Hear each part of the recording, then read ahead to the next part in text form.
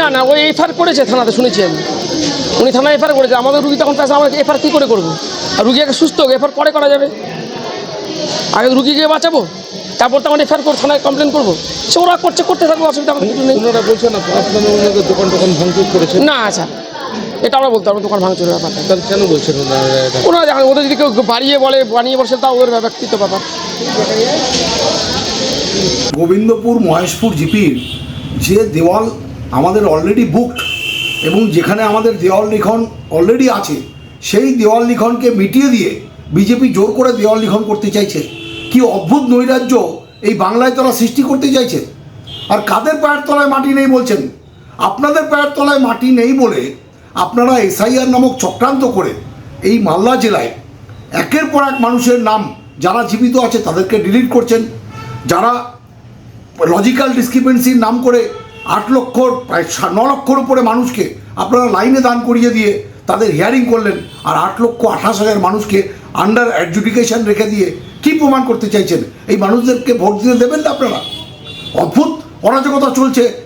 আপনারা জোর করে এই রাজ্য দখল করার স্বপ্ন 21 সালেও দেখেছিলেন। দায়িত্ব নিয়ে বলছি, 26-এর নির্বাচনে সমস্ত স্তরের মানুষ দলমত নির্বিশেষে ঐক্যবদ্ধ হয়ে আপনাদের মুখে ঝামা ঘেঁষে এই বাংলা থেকে বিদায় করে দেবে। এক একটা বিধানসভায় 2 লক্ষ 2.5 লক্ষ ভোটার, তার মধ্যে 1 লক্ষ 1.5 লক্ষ মানুষকে আপনারা আন্ডার অ্যাডজুডিকেশনের আওতাভুক্ত করেছেন। কি পেয়েছেন এই বাংলাকে? এই অত্যাচারের বিরুদ্ধে গণতন্ত্রকে যদি হত্যা করতে চান, তার বিরুদ্ধে সারা বাংলা গর্জে উঠবে। আমাদের নেত্রীর নাম মমতা বন্দ্যোপাধ্যায়, সেনাপতি অভিষেক বন্দ্যোপাধ্যায়।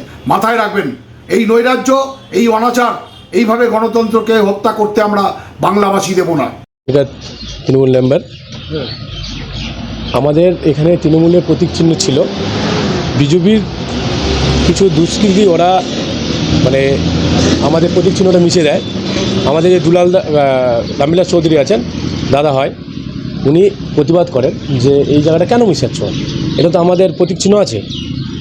এবার নিপেন মাহাতো, দেবা, বিমল আর ওর নাম হচ্ছে মিঠুন, এরা পিছন থেকে এসে রামবিলাস দাকে মার দেয়। কজনকে মারধর করা হয়েছে আপনাদের? আমাদের একজনকেই মেরেছে। তারপর আমরা তড়িঘড়ি হসপিটাল নিয়ে যাই। তিনি এখন হসপিটালে ভর্তি আছেন, হ্যাঁ, চিকিৎসাধীন আছেন। আমরা কেন এই ধরনের ঘটনা কেন ঘটালো?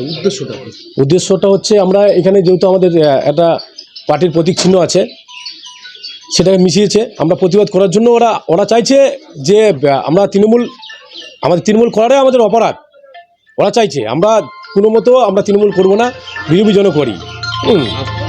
আজকে নিপেন মাহাতো যে আছেন, লুটন শীল আছেন, ওরা অলরেডি জেল খেটে এসছে। হ্যাঁ, এর আগেও বহুত ঘটনা ঘটিয়েছে ওরা। হ্যাঁ, আমরা চাইছি ওদের শাস্তি হোক। এটা সমস্তই মিথ্যা কথা। ওই দেওয়াল আমাদেরই লেখা এবং আজকের লেখা না। ওই দেওয়ালে যতবার ভোট হয় লিখানো হয় এবং বাড়ির মালিকের অনুমতি নিয়েই। কিন্তু এইবার এই তারিখে তৃণমূল শুধুমাত্র গণ্ডগোল করার জন্য, ওদের ওটা কাজ। গোবিন্দপুর মহেশপুরে ভোটের আগে ওরা গণ্ডগোল করে। আপনারা হয়তো বিগত দিনও দেখে থাকবেন, বোম কেস হয়েছিল, একজনকে নিরপরাধ, আমাদের জেনারেল সেক্রেটারি ছিল মণ্ডলের প্রহ্লাদ রায়দা, তাকে 1 মাস জেল খাটিয়েছিল মিথ্যা কেসে। তো ওদের ওটাই কাজ। তো সেই নিপেনদাকে বলে যে এই পদ্মফুল মুছতে হবে। তো আমরা যারা ভারতীয় জনতা পার্টি করে আমরা আমাদের সিম্বল কেন মুছবো? তাও দাদা ওখানে গণ্ডগোল করেনি। দাদা বলেছে আমি কেন মুছবো, আপনারাই মোছেন। তো আপনারাই মোছেন বলাতে, বারবার বলাতে সেই লোকটা তার উপরে চড়াও হয় এবং তাকে গলা টিপে ধরে। গলা টিপে ধরার পরে ওই দাদাটা এতটাই নিরীহ যে উনি ওখান থেকে সবাই বললো যে সরে যাও, গণ্ডগোল হবে, ওই জন্য উনি সরে গেছেন। উনি একটা কথাও বলেনি।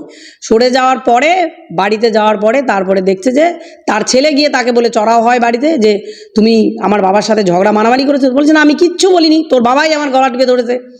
তারপরে বলার পরে তারপরে দেখে যে তার দোকানটা, যে একমাত্র যার অবলম্বন একজন গরিব মানুষ, খেটে খাওয়া মানুষ, সেই দোকানটা ভেঙে চুরে লুটপাট করে নেয়।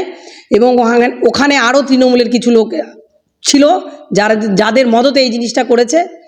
উদ্দেশ্যটা কি এটা করার? উদ্দেশ্যটা ভোটের আগে ওই নিপেনদা ওইখানে কয়েকজন ছেলে যারা বিজেপির খুব মানে একদম একনিষ্ঠ কার্যকর্তা, এত মার এত কেস খাওয়ার পরেও তারা থামে না, তাদেরকে থামানোই হলো উদ্দেশ্য।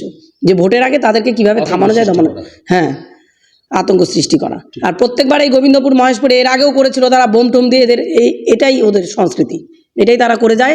এবং এই নিপেন দা আপনারা ওখানে খোঁজ নিয়ে দেখুন, উনার মতন একজন লোক হয় না যে একজন নিরীহ মানুষ তাকে এইভাবে মিথ্যা এইভাবে বলা মানে একদম মানে বাজে, মানে তাদের কাজই শুধু মিথ্যা কেসে ফাঁসানো।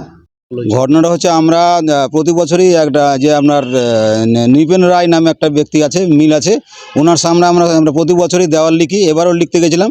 লিখতে যাওয়ার সময় আমাকে ওখানকার যারা টিএমসির কার্যকর্তা যারা গুন্ডা বাহিনী আছে ওরা প্রচণ্ডভাবে আমাকে আক্রান্ত করে এবং আমাকে প্রচণ্ডভাবে মারধর করে, হেনস্থা করে।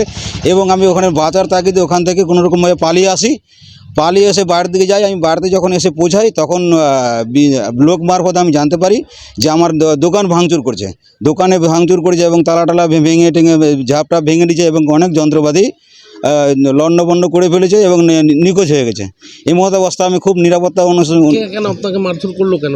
আমি বিজেপি করি, একমাত্র এটাই উদ্দেশ্য, আর আদার্স অন্য কোনো উদ্দেশ্য নয় যে বিজেপি কেন করব, বিজেপি করার অন্যায়, এই ভাবভঙ্গি নিয়ে। ওরা বলছে ওদের দেওয়াল লেখা ছিল, সেই দেওয়ালে আপনারা না, এটা সম্পূর্ণ মিথ্যা কথা, এটা ভাওতাবাজি। আমাকে মিথ্যাভাবে এটা ফাঁসানো হচ্ছে, চক্রান্ত করে ফাঁসানো হচ্ছে। ওরা যে কথাগুলো বলছে সম্পূর্ণ মিথ্যা এবং ভিত্তিহীন এবং উদ্দেশ্য প্রণোদিতভাবে ফাঁসানো হচ্ছে আমাকে। দেওয়ালটা কারা লিখছিল? দেওয়ালটা আমরা লিখছিলাম।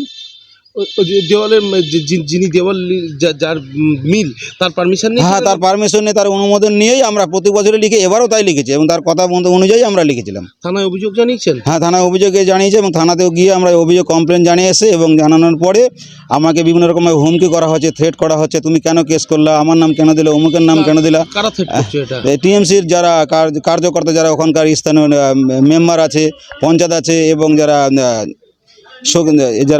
দুষ্কৃতী বাহিনী আছে, তারা আমাকে থ্রেট করছে।